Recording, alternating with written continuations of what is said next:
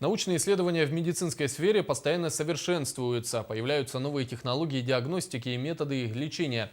Поэтому медработники нуждаются в периодическом обучении и повышении уровня профессиональных знаний. Сегодня профессиональную переподготовку проходят фельдшеры-лаборанты Мирнинской районной больницы. Августа Степанова продолжит.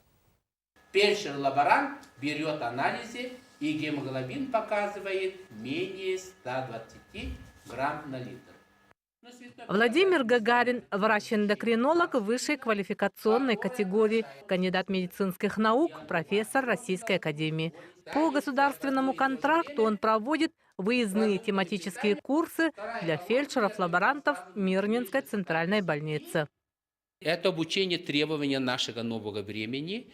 И Министерство здравоохранения Российской Федерации, и Министерство здравоохранения Республики Саха-Якутия обязуют каждый медицинский работник среднего звена через каждые 5 лет должен проходить сертификационные циклы повышения квалификации и должны смотреть и получить сертификат специалиста по данной специальности на 5 лет.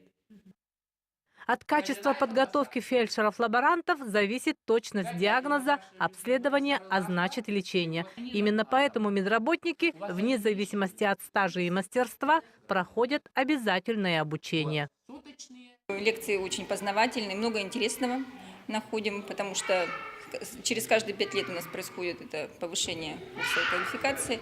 И немножко, может быть, забывается со временем. А теперь у нас знания повышаются, обновляется что-то новенькое узнаем, что-то для себя добавляем в домашнем обиходе, а что-то для работы.